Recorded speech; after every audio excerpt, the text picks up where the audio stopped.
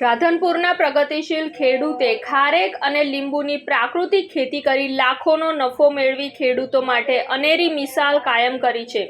પાટણ જિલ્લાના રાધનપુરના ગ્રામ્ય વિસ્તારમાં રહેતા ખેડૂત જેસંગભાઈ ખારેક અને લીંબુની પ્રાકૃતિક ખેતી કરીને લાખોનો નફો મેળવી સારી કમાણી કરી છે, જે અન્ય ખેડૂતો માટે પ્રેરણારૂપ બન્યા છે। જેસંગભાઈએ ₹5.55 લાખની તગડી આવક મેળવતા ખેડૂત વર્ગ માટે ખેતી સાચી જીવાદોરી બની છે। જેસંગભાઈ પોતાના પાકમાં ખારેકનો મહેસાણા અને અમદાવાદ સહિત પાટણ શહેરમાં હોલસેલમાં વ્યાપાર કરે છે। ઓર્ગેનિક ગાય આધારિત પ્રાકૃતિક ખેતી કરી ખેડૂતે જીવા અમૃત બનાવી છે, તેમજ સારી એવી ઉપજ મેળવી આવકમાં વધારો કરી રહ્યા છે। આ દરમિયાન ખારેકની ખેતીમાં દિવસમાં 4 વાર દવાનો છંટકાવ કરે છે। કમાલપુરના ખેડૂત જેસંગભાઈ છેલ્લા 9 વર્ષથી ખારેક, લીંબુ મિશ્ર ફળ પાકની ખેતી કરી રહ્યા છે।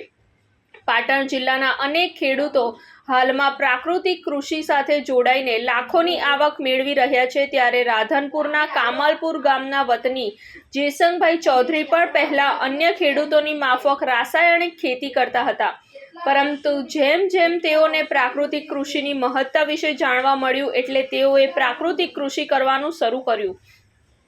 જેસંગભાઈએ બાગાયત ઓફિસ પાટણની પ્રેરણાથી વર્ષ 2015માં ખારેકનું અને વર્ષ 2017માં લીંબુનું વાવેતર કર્યું હતું। દેશી ગાય રાખતા હોવાથી સરકારના પ્રાકૃતિક ખેતીના અભિગમથી આ ખેતીની પ્રેરણા મળી અને આ 1 હેક્ટરમાં જીવામૃત, ઘન જીવામૃત, નિમાસ્ત્ર, બ્રહ્માસ્ત્ર, 10 પણી અર્ક વગેરેનો ઉપયોગ કરી હાલમાં ખેતી કરી રહ્યા છે। જેસંગભાઈ કુલ 2 હેક્ટરની જમીન ધરાવે છે, જેમાંથી 1 હેક્ટરમાં તેઓ ખારેક અને લીંબુની પ્રાકૃતિક ખેતી કરે છે। જેસંગભાઈને 2023માં તાલુકાનો આત્મા એવોર્ડ મળેલ છે, તેમજ બાગાયત ખાતા દ્વારા ખારેકની RKVY અને લીંબુની રાજ્ય પ્લાન સહાય મળેલ પણ હતી। જેસંગભાઈના લીંબુ 100% ઓર્ગેનિક છે તે બાબતનું તેઓને દાંતીવાડા એગ્રીકલ્ચર યુનિવર્સિટીના બાયોસાયન્સ રિસર્ચ સેન્ટરનું સર્ટિફિકેટ પણ મળેલું છે। આ વર્ષે અરડુસા અને સાગનું વાવેતર કર્યું છે। આમ જેસંગભાઈ પ્રાકૃતિક ખેતી કરીને અન્ય ખેડૂતો માટે પણ પ્રેરણારૂપ સાબિત થયા છે। FMT ફાર્મર ટ્રેનિંગ કરેલ છે। મારી પાસે 13 વીઘા જમીન છે અત્યારે, એમાં 2015થી પ્રાકૃતિક ખેતીની ખેતી કરું છું અને મારી પાસે હવાહો છોડ ખારેકના હતા અને આજે મારી પાસે 400 છોડ છે। તો એના એક ખેતરના બચ્ચા બીજા ખેતરમાં વાવી અને 400 છોડ બનાવ્યા। આજે એમાં સાઈડમાં લીંબુના છોડ વાવ્યા 100 છોડ। એટલે આજે મિશ્ર ખેતીમાં ખારેક, લીંબુ અને પશુપાલન માટે રચકા બાજરી, રચકો એ માટે પશુપાલનને ચાલે છે। બીજું જે આજે ગુજરાતમાં રાજ્યપાલ દ્વારા દેવવ્રતજી આચાર્યજીના જે પ્રવચનો સાંભળી અને મને આચ્છાદન, જીવામૃત, ધન જીવામૃત એ ગાંધીનગર, આણંદ અને જુદા જુદા શંખેશ્વર અમે ટ્રેનિંગો લીધી છે અને દેવવ્રત આચાર્યજીની પ્રેરણાથી આજે ગુજરાતના પ્રાકૃતિક કરતા ખેડૂતોને ઘણી બધી પ્રેરણા જડી છે। આજે એમાં ઉત્પાદન વધારે જ છે, બીજો કોઈ ખર્ચો થતો નથી।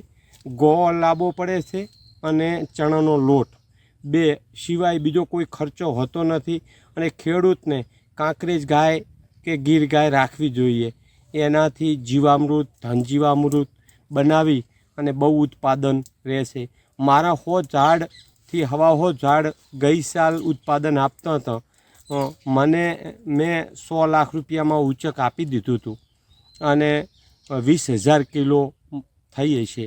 આ સાલ 50 છોડ વધારે ખારેકના ઉત્પાદન, એટલે મારી પાસે 200 છોડ નાના મોટા ખારેકના ઉત્પાદન આપતા હશે। આ સાલ મારી પાસે 25,000 થી 30,000 કિલો ખારેકનું ઉત્પાદન થવાની શક્યતા છે અને એનું નરિંગ કરવું પડે, એનું થેલી પહેરાવવી પડે છે, એના હાથા બાંધવા પડે છે. વરસાદથી થેલી પહેરાવવાથી મોટો ફાયદો થાય. આજે વરસાદ અત્યારે નથી, પણ જો વરસાદ અતિશય આવી જાય તો સારું. અત્યારે એનાથી અમે આ ઝબલો પહેરાવીએ એટલે કોઈ ખારેક બગડવાની રહેતી નથી. અને આ બહુ પ્રાકૃતિક ખેતીથી બહુ અમને પ્રેરણા. ઓકે. અમે રાસાયણનો ઉપયોગ નથી કરતા. અમે સપ્તપદી 7 પર્ણનો અર્ક બનાવી અને છંટકાવ કરીએ.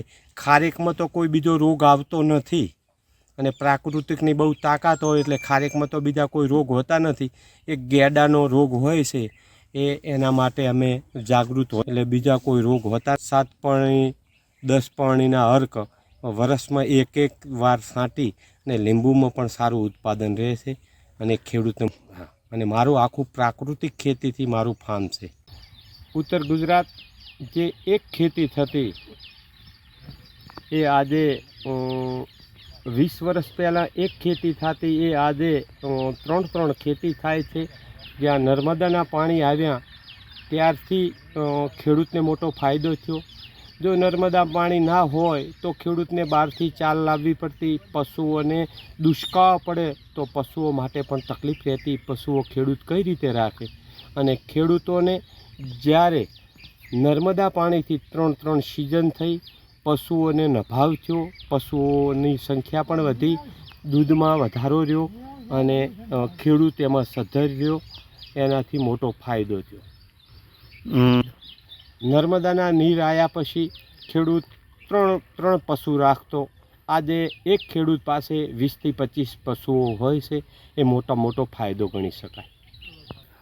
સરકાર, ગુજરાત સરકારનો અને કેન્દ્ર સરકારનો બંનેનો હું આભાર માનું છું. રિપોર્ટ અનિલ રામાનુજ સાથે સંજીવ રાજપૂત, TV9 ગુજરાત, રાધનપુર, પાટણ. જોતા રહો TV9 ગુજરાત, નિર્ભય, નિષ્પક્ષ, નિરંતર.